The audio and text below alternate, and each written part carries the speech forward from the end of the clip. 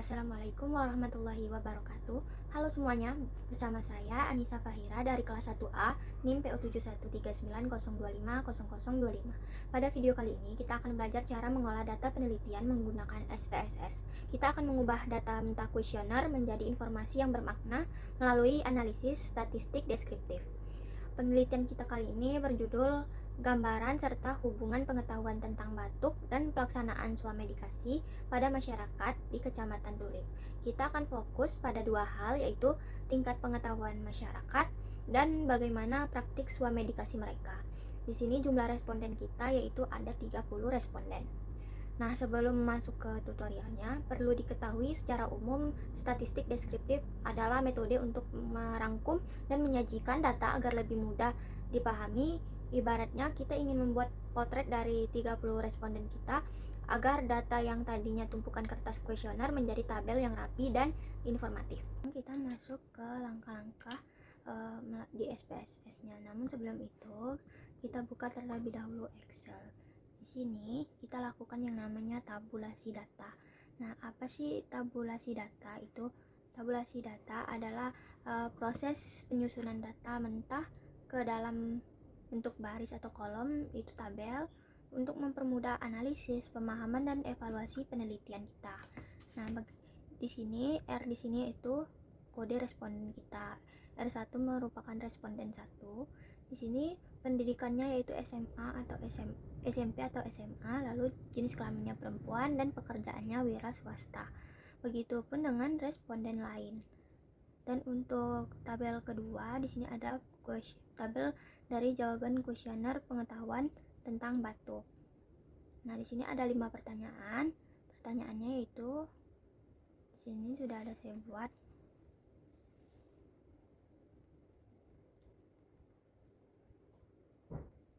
Nah, ini merupakan kuesioner. Ada 2 kuesioner. Yang pertama yaitu tentang pengetahuan batuk dan kuesioner tentang pelaksanaan swamedikasi. Keduanya sama-sama ada 5 pertanyaan. Nah, di sini juga saya sudah melakukan tabulasi data untuk pengetahuan tentang batuk dan pelaksanaan swamedikasi. Nah, lalu jika sudah dilakukan tabulasi data, selanjutnya kita ubah data mentah ini ke dalam bentuk kategori. Di sini yang pertama untuk karakteristik responden. Kategori pertama pendidikan, untuk SD itu kodenya 1, SMP atau SMA 2, perguruan tinggi 3. Jenis kelamin laki-laki 1, perempuan 2. Dan pekerjaan itu ada ASN dengan kode 1, IRT 2, wira swasta 3, dan petani 4. Lalu kita ubah data mentah kita ini sesuai dengan kategori yang sudah kita buat. Dan untuk pengetahuan batuk dan pelaksanaan swamedikasi atau kuesionernya, itu untuk pengetahuan ada 3 opsi jawaban tadi, yaitu ya, tidak, dan tidak menjawab. Untuk ya itu kode 3, tidak 2, dan tidak menjawab 1. Untuk swamedikasi itu ada 3 pilihan, benar, salah, dan tidak tahu. Benar itu kodenya 3, salah itu 2, dan tidak tahu 1. Lalu kita ubah data mentah jawaban kuesioner dari responden kita ke dalam bentuk yang sudah dikategorikan. Nah, langkah pertama yaitu kita akan melakukan yang namanya analisis frekuensi. Kita ingin melihat karakteristik dari responden kita. Caranya yaitu kita input data kita ini, karakteristik yang sudah dalam bentuk kategori, ke SPSS.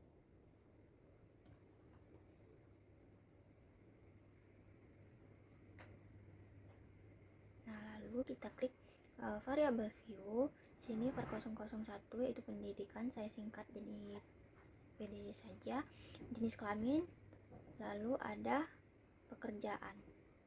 Nah, desimalnya di sini saya nolkan semuanya karena sesuai dengan data yang sudah saya olah tadi itu tidak ada desimal. Nah, lalu di value ini yang bagian yang paling penting. Kita masukkan kategori kita tadi, di mana di pendidikan value 1 itu untuk SD.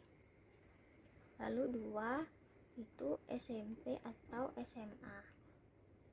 Lalu 3 yaitu perguruan tinggi.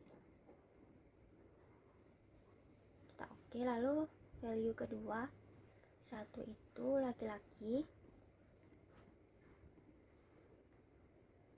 2 itu perempuan. Kita oke kan. Lalu di pekerjaan itu ada 4 kategori tadi. 1 itu ASN, 2 itu IRT, 3 itu wira swasta, dan 4 yaitu petani. Kita oke kan. Nah, jika sudah, untuk bagian lain di sini kalau teman-teman mau isi label boleh, nggak diisi juga nggak apa-apa. Di sini saya langsung saja, yaitu klik analyze, descriptive statistik, lalu frekuensi. Di sini kita pindahkan semua kolom ke sebelah kanan, yaitu pada bagian variabel. Nah, lalu di statistik kita centang mean dan standar deviasi. Lalu kita oke kan. Nah, di sini outputnya di sini terlihat and validnya itu 30, artinya semua data kita 30 responden itu masuk semuanya dan tidak ada data yang hilang atau tidak masuk. Nah, lalu ada 3 tabel frekuensi.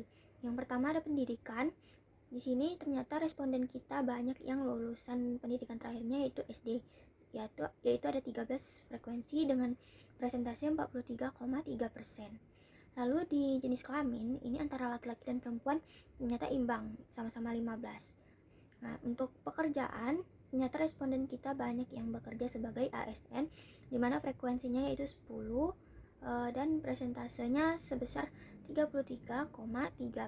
Nah, sekarang kita akan melakukan yang namanya uji validitas, di mana uji validitas ini kita hanya menggunakan data pengetahuan tentang batuk dan pelaksanaan swamedikasi saja.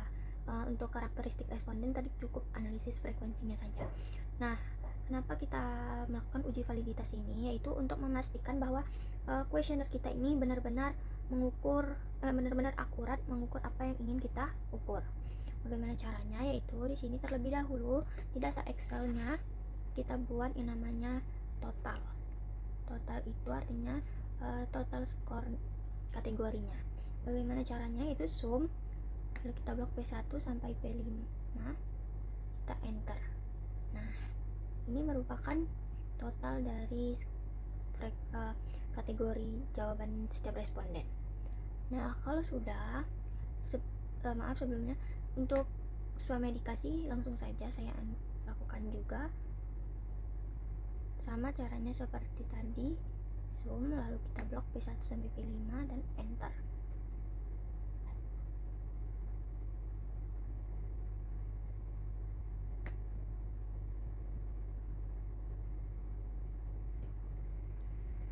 Nah, jika sudah, ini kita blok dari B1 sampai total semuanya 30 responden. Untuk ini pengetahuan batuk terlebih dahulu. Lalu saya buka kembali SPSS-nya dan saya input datanya. Nah, di sini saya ubah ini P1, ini P2, ini P3, P4, P5 dan total. Nah, di sini semuanya saya nolkan juga karena kita sesuai dengan data di Excel itu tidak ada desimal, angka mutlak ya. Nah, lalu jika sudah kita klik yang di sini value tidak perlu diisi karena tidak ada kategorinya. Kita klik analyze. Lalu kita pilih correlate dan pilih bivariate. Nah, di sini kita pindahkan kolom P1, P2, P3, P4, P5 dan total. Nah, lalu jangan lupa pada correlation coefficient ini persennya sudah tercentang ya. Lalu kita klik OK. Nah, ini merupakan outputnya. Sini kita akan melihat apakah semua pertanyaan dari pertanyaan 1 sampai pertanyaan 5 pada kuesioner pengetahuan batuk yang sudah dijawab oleh 30 responden kita ini valid atau tidak. Caranya yaitu kita bandingkan nilai R hitung atau Pearson correlation ini dengan R tabel. Nah, teman-teman pasti bertanya bagaimana cara mendapatkan atau mengetahui R tabel. Yaitu di sini. Nah, ini merupakan tabel R. Cara kita tahu nilai R tabel kita yaitu dengan mengetahui DF-nya. DF-nya yaitu N dikurang 2. N di sini adalah jumlah data kita tadi yaitu 30 dikurang 2 itu 28. Lalu signifikansi yang kita pakai yaitu untuk uji dua arah dengan signifikansinya 0,05. Kita lihat 28 0,05 di sini 0,361. Artinya output uji correlation kita ini pada bagian percent correlationnya, nilai R hitung itu harus lebih besar dari 0,361 tadi. Itu kita lihat pada ujung ini yang bagian total di atas ini 0,589. Nilai ini lebih besar dari 0,361, artinya P1 ini valid. Lalu P2 0,428 ini juga lebih besar, artinya valid. Lalu 0,523 ini juga valid. Lalu 0,417 ini juga lebih besar, maka valid. Dan P5 0,460 ini juga valid. Artinya semua pertanyaan kita, semua jawaban yang dijawab oleh responden kita tentang pengetahuan batuk itu semuanya valid ya. Nah, lalu ada syarat kedua juga teman-teman, ini bisa dilakukan juga, yaitu melihat nilai signifikan to tell-nya. Nah, jika nilai signifikan to tell-nya itu lebih kecil dari 0,05 maka itu dibilang valid juga ya. Nah, di sini 0,01 P1, 0,18, 0,03, 0,22 dan 0,11 ini nilainya di bawah 0,05 semua, yang artinya ini valid semua ya, P1 sampai P5 pada pengetahuan batuk. Lakukan juga uji validitas pada kuesioner pelaksanaan swamedikasi. Caranya sama ya teman-teman, seperti tadi kita blok dulu, lalu kita input ke SPSS. Nah, sini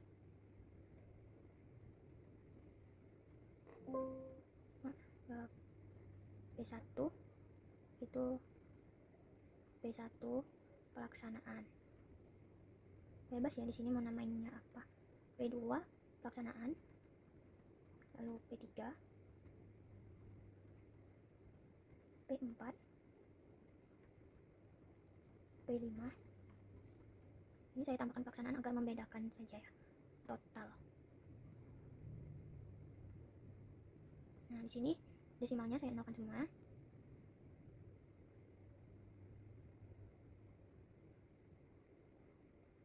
Nah, lalu langsung saja analyze, correlate, dan bivariate.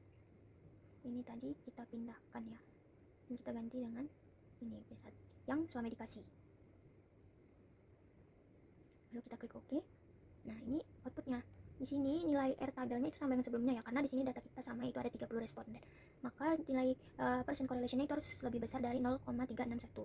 Di sini nilai P1-nya R tabelnya 0,594, P2 0,571, P671, lalu yang P3 0,465, lalu P4 itu 0,510 dan P5 0,551. Nah, di sini nilai R hitung semua pertanyaan itu lebih besar dari nilai R tabelnya, itu 0,361. Artinya semua data ini valid ya, teman-teman. Lalu nilai signifikan to tell-nya di sini juga rata-rata itu lebih kecil dari, bukan rata-rata ya, semuanya itu lebih kecil dari 0,05. Artinya di sini semua item pertanyaannya yaitu valid. Langkah selanjutnya kita akan melakukan yang namanya cross tabel dan T-square. Nah, sebelum kita lanjut ke untuk melakukan cross table dan uji T-square-nya, kita akan mengetahui terlebih dahulu nilai yang didapatkan tiap responden terhadap pertanyaan pada pengetahuan batuk ataupun swamedikasi, dan bagaimana kategori mereka, apakah mereka termasuk yang mendapatkan skor tinggi, sedang atau rendah. Bagaimana caranya, yaitu sini kita buat yang namanya max-nya ya, maksimal total dari kategori ini. Itu saya buat itu 15. Kenapa 15? Karena di sini pertanyaannya ada 5, dan tadi di sini pada kategori 3 itu merupakan yang paling tinggi untuk ya dan benar ya. Jadi 5 pertanyaan dikali dengan 3 dapat 15. Lalu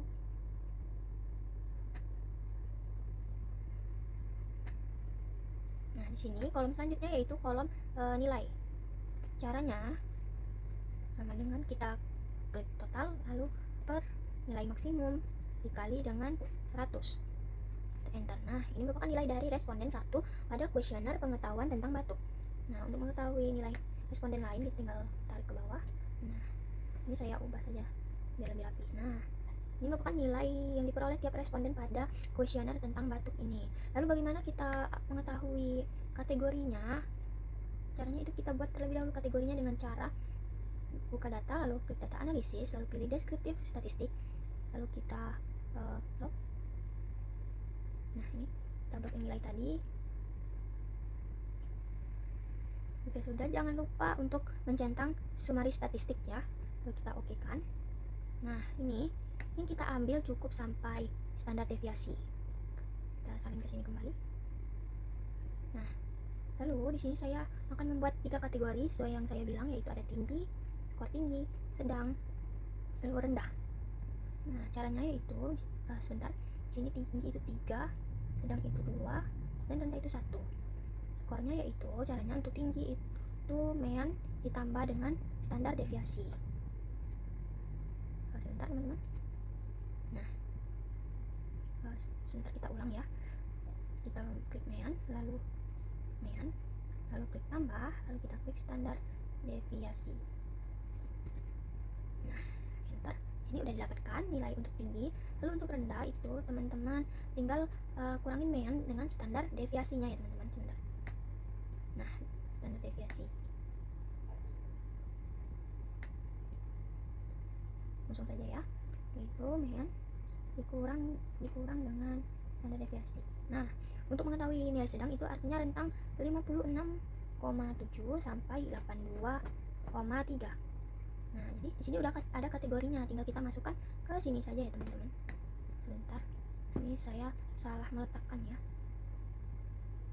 Nah, langsung saja di sini 86,67. Nah, itu artinya dia lebih tinggi dari 82,3, maka dia termasuk kategori tinggi dengan kode 3. Lalu 80 di sini yaitu masuk ke bagian sedang 2. Lalu 62 teman-teman. Nah, ini 3 ya teman. 3. Nah, tinggal teman-teman kategorikan saja nilai yang lain sesuai dengan kategori yang sudah kita buat tadi ya. Nah, lakukan juga hal yang sama pada kuesioner pelaksanaan swamedikasi. Nah, jika sudah, nanti data kategori ini yang akan kita pakai untuk kita masukkan ke SPSS untuk kita cek cross table dan G-square-nya. Nah, tadi kita sudah membuat kategori untuk penilaian pada pengetahuan tentang batuk dan pelaksanaan swamedikasi terhadap 30 responden. Nah, sesuai dengan yang saya katakan sebelumnya bahwa yang digunakan untuk cross table dan G-square hanya kolom kategori ya teman-teman, baik pada pengetahuan batuk maupun pelaksanaan swamedikasi. Nah, data tersebut kita input ke SPSS. Di sini sudah saya input ya teman-teman, dengan saya kasih nama kategori pengetahuan dan kategori swamedikasi. Dan jangan lupa di bagian value-nya kita isi dengan kategori yang sudah kita buat tadi ya. 3 itu tinggi, 2 sedang, 1 rendah. Dan swamedikasi itu kategorinya juga sama ya. Nah, caranya kita klik deskriptif lalu pilih cross table. Nah, lalu sini saya akan melakukan untuk kategori pengetahuan. Sini kita untuk kategori responden tadi kita pindahkan ke row, dan untuk kategori pengetahuan itu ke kolom. Nah, lalu pada bagian statistik jangan lupa centang G-square. Lalu di cell kita pilih observe dan expect ya. Lalu kita continue dan kita klik OK. Nah, ini merupakan outputnya. Di sini ada yang tabel pertama itu hubungan pendidikan dengan kategori pengetahuan. Nah, di sini untuk SD itu yang banyak mendapatkan skor pengetahuannya yaitu 7 ya teman-teman. 7. Sedangkan SMP SMA itu 7 juga. Lalu di perguruan tinggi itu 7 juga ya. Nah, untuk yang mendapatkan skor tinggi itu paling banyak di pendidikan SD. Nah, ini sebenarnya agak janggal karena seharusnya untuk perguruan tinggi itu justru harusnya mendapatkan skor tinggi itu lebih banyak dibandingkan lulusan SD maupun SMP dan SMA. Tetapi di sini justru lulusan SD itu lebih banyak ya, dan perguruan tinggi itu 0 ya teman-teman. Lalu di sini G-square itu dasar pengambilan keputusannya kalau lebih kecil dari 0,05 maka tidak ada hubungan, namun kalau besar dari 0,05 maka tidak ada hubungan signifikan. Sini yang kita lihat pada baris persen G-square. Sini nilai asim signifikannya yaitu 0,302. Artinya ini lebih besar dari 0,05 maka tidak ada hubungannya teman-teman. Sini untuk jenis kelamin dan kategori pengetahuan, yang paling banyak mendapatkan skor tinggi yaitu laki-laki, ada 3 orang, sedangkan perempuan hanya 2. Perempuan itu banyak mendapatkan skor sedang, yaitu sebanyak 11 orang teman-teman. Lalu G-square-nya di sini nilai asim signifikansinya 0,884. Ini nilainya masih besar dari 0,05 maka ini tidak ada hubungan signifikan. Lalu ada pekerjaan dengan kategori pengetahuan cross table-nya yaitu di sini yang paling banyak mendapatkan skor tinggi itu wira swasta dan petani ya teman-teman. Seharusnya ya ASN karena mereka lebih berpendidikan, tapi ternyata tidak ya teman-teman. Di sini wira swasta dan petani itu mendapatkan skor tinggi itu sama-sama 2 orang. Sedangkan ASN itu lebih banyak di skor sedang, dan IRT juga pada skor sedang ya teman-teman. Nah, untuk G-square-nya di sini nilai asim signifikansinya yaitu 0,718. Ini lebih besar dari 0,05, artinya tidak ada artinya tidak ada hubungan signifikan ya teman-teman. Nah, selanjutnya kita akan melakukan juga pada kategori swamedikasi, caranya sama. Ini kita pindahkan dulu yang maaf teman-teman.